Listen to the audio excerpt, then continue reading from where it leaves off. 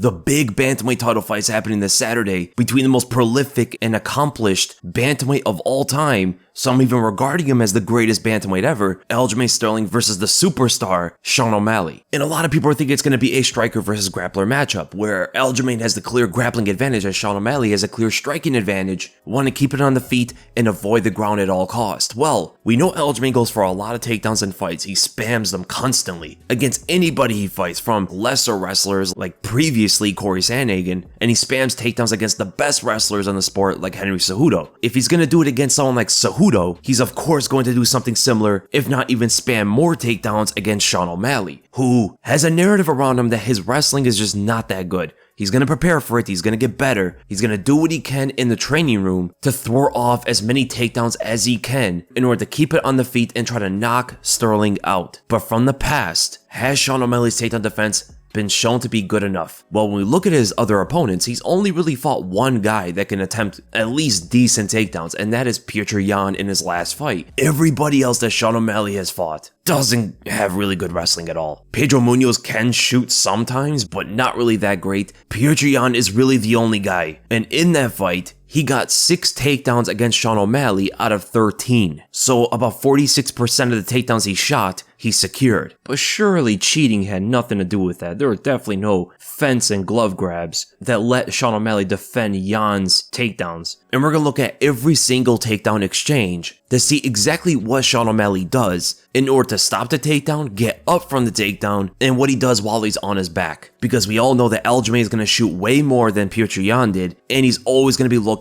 to get some kind of submission, specifically try to get Sean O'Malley's back and choke him out.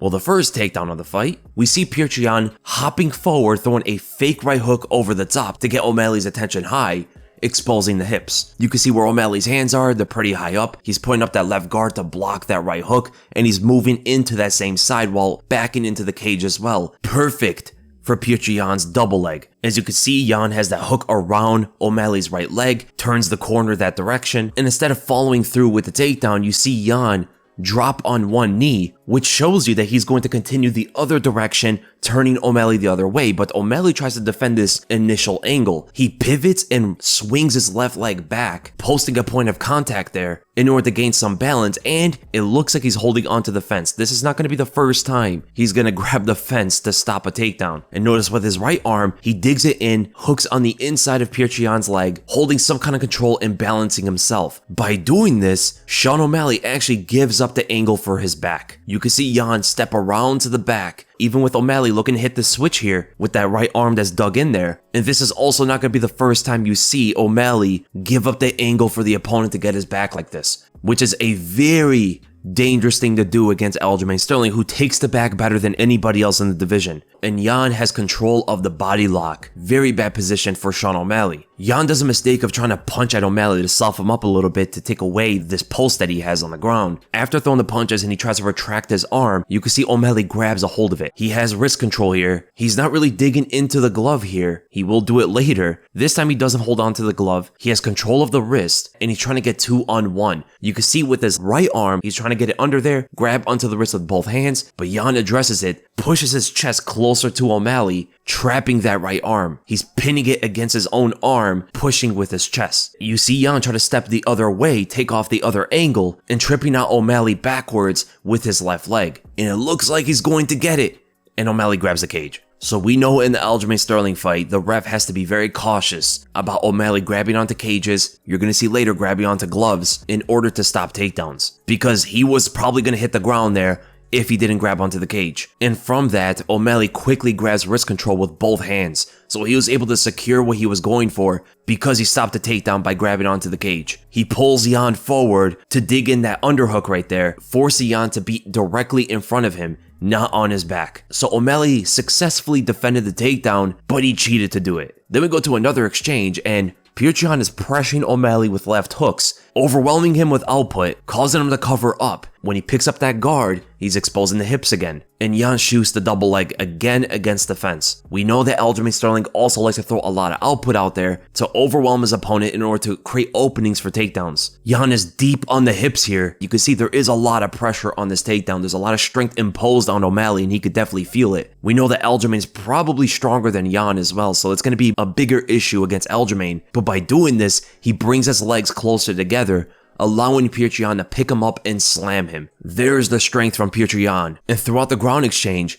Jan is stacking on top of him, tripoding or using 3 points of contact to hold position. His head is into O'Malley's chest, and he has both feet on the ground, like a tripod. O'Malley feels the pressure again. He tries to turn over, give up his back, but he is blocking the hips from Jan to get closer to him. So with posting his arm right there, he's separating himself from Jan, but he's having a bit of issue because Jan is holding on to his left leg from standing up. He's able to get his leg out of the grip, and immediately after that, he was able to get up, but constantly does hold that frame to stop Petr Yan from getting his back entirely, but it's only like a one-phase defense. You're able to maneuver around this, and I'm pretty sure where Petr Yan failed at doing it, we're going to see Aljamain succeed. And not only that, even while he's holding that frame right there, he still allows the opponent to hold control of his back. So let's say Aljamain is not able to get the back immediately, he will be able to work from that position and get it eventually. But O'Malley does a good job of arm dragging Petr Yan forward. It almost looked like he was grabbing the glove, but I think he was grabbing just around it, not necessarily into the glove. Pulls Jan forward and tries to land a left hand on the exit. Sean is dangerous when you give him openings. So O'Malley does get taken to the ground after getting rocked. Right, it was that one punch that Jan landed on him, rocked him, and easily got the takedown against a discombobulated Sean O'Malley. But on the ground, you see something similar happen again, where O'Malley is trying to stand up. He's slowly giving up his back, posting on the ground, allowing Jan to rotate around him. This is big danger if he does it against Eljo, and he stands up.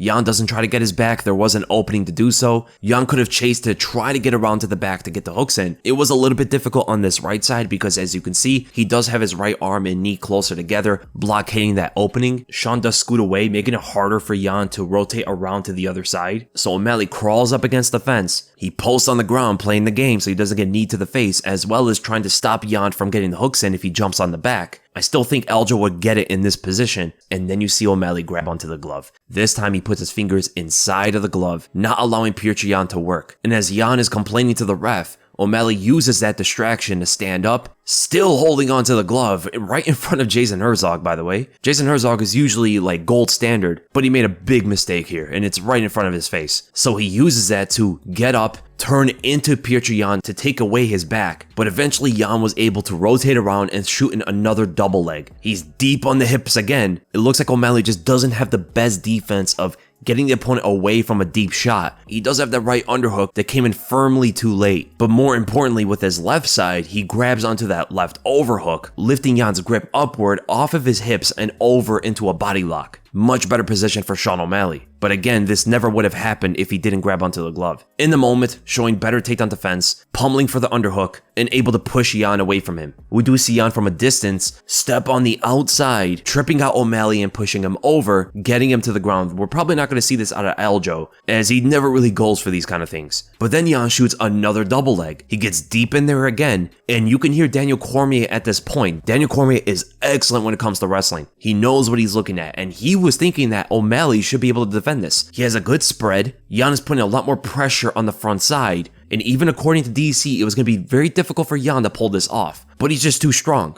He just showed to be too strong in this exchange for Sean O'Malley, and that is very concerning when O'Malley goes up against Aljamain. And Jan gets into the same thing as before, up against the fence, tripoding, pinning O'Malley to the ground. And there was even a point where he could have got that Habib leg wrap, but just not enough fighters are doing that these days. Very dominant position that a lot of guys need to start implementing. And Sean is trying all he can. He's trying to turn over, give up his back. This time Jan doesn't allow him. He tries to kick him away. Jan is able to get right back on top of him. It looks pretty bad for Sean O'Malley, and Jan was able to hold him there up until the end of the round. That is pretty concerning. Then we go here from a distance. O'Malley is trying to land a long right straight as Petr Yan is going for that low side kick. It looks like he does catch Jan, tough to see from the camera angle, but Jan still follows through with a single leg, which is pretty hard to pull off in the third round of a fight where both guys are sweaty. O'Malley was easily able to just turn and kick away. Jan puts more output out there, throws some punches up top, getting O'Malley to cover up high, exposing the hips for another double leg. But this time, O'Malley saw it coming. He throws in that left underhook, and Yan was only able to secure one leg. O'Malley tries to turn it into a choke, but Yan gets his head in front of O'Malley's chest, which allows him to lift up the leg afterward, puts it over his shoulder in order to trip him out. But O'Malley was able to slide his leg off the shoulder, and Yan bails on the takedown, separating away from O'Malley. Then we go to an interesting shot from Yan at a distance. He takes a big step forward while showing his right hook. He's using that in order to shift forward into the hips for another double leg. You see something similar like this from TJ Dillashaw. But credit to O'Malley, it looks like Yan was going to get that double leg. Notice how I was also looking to trip out O'Malley on that right side. Very similar to TJ Dillashaw actually. And O'Malley sprawls. This was probably the best defense that O'Malley showed so far. You would probably ask, why did O'Malley fall so much to his side rather than in front of Yan? Well, it's because Yan also fell to his side as well. And he has a hold of O'Malley's left leg. Yan was still able to work off of it. So the initial shot was defended, but it still continued into further takedowns, which is something we see very often from Aljamain Sterling. So Yan was able to push O'Malley up against the fence, keeping himself in the clinch there. And he goes under for another double leg. This time O'Malley has that right overhook and puts Yan into a headlock. And Yan collapsed O'Malley on that left side very easily. The strength difference between the two was pretty apparent. On the ground, O'Malley does give up his back, but he does it because he has control of Yan's right arm. Very awkwardly, with his left arm that's against the fence, he has it across, grabbing onto Yan's right wrist. Yan attempts to get the back on that position, but at the moment he tries to get the hook in, O'Malley lifts his knee upward to stand, closing in that space, so Yan was not able to dig in the hook. If Yan had his right arm free, he would be able to pick up O'Malley's right arm, creating an opening for himself to get the hook in. But because O'Malley has control of his wrist, this works against him. But regardless, Yan still has control of the back, which is a very bad thing regardless if you're fighting Aljamain Sterling. And here we got O'Malley yet again grabbing onto the glove. It looks like he has his thumb inside of Yan's glove, and this time Jason Herzog acknowledges it, but doesn't take a point away, doesn't do anything about it. If you get a warning, you pretty much got away with it. Yan was able to get the body lock again, but makes the mistake just like before, where he starts punching at O'Malley while holding on to his left wrist, allowing O'Malley to get an underhook on that side. O'Malley grabs onto the fence in order to turn into Yan, allowing himself to get that right underhook. This was massive. The only reason he got out from Yan getting a hold of his back was because he grabbed the cage. He grabbed onto the fence, pulled himself that way in order to turn himself into Yan, allowing himself to dig in the right underhook. Very dirty stuff from Sean O'Malley. And from there, they both separate. Then we go to this sequence, and Petr Yan enters in with a big right hook as O'Malley backsteps for his left counter. Yan gets slightly under the punch, shoots in for the takedown, tries to get the knee tap, but then transitions it into a driving single leg, getting O'Malley momentarily on the ground. O'Malley stands up by giving up his back. Yan gets a hold of him yet again, body lock on the back. This is happening a bit too much to be confident in O'Malley's chances against Aljamain. O'Malley grabs onto the fence in order to pull himself forward and, more importantly, put his back to the fence, and Jason Herzog does nothing about it. Right in front of him too. He grabs onto the fence again, holding it in front of Jason Herzog. He grabs onto it for a third time. No point deduction. If it's just warnings, nothing is happening. And then the worst of all, this was the biggest cheat from Sean O'Malley. He grabs onto the fence to pull himself forward, getting himself as far away from the body lock as possible, weakening the grip.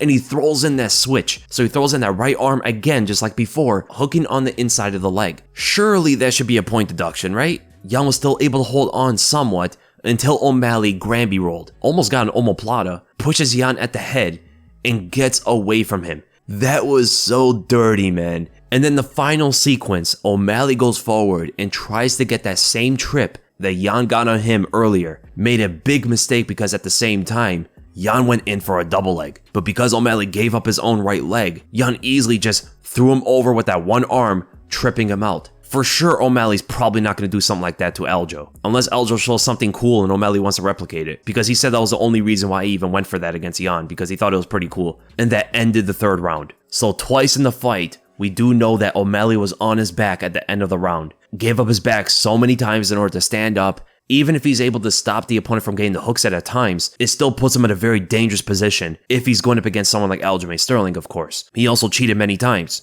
He should have got at least a point deducted in this fight, at least one, you know? That is crazy, and it absolutely stopped takedowns too. It stopped takedowns, it stopped opportunities for takedowns, it gave up positions. The ref for that fight absolutely has to be ready for O'Malley to grab onto things. So that's ultimately the end of the breakdown, guys. I hope you guys enjoyed it, and if you did, make sure to give this a thumbs up. If you enjoy my content, make sure to subscribe, and I'll see you guys in the next video.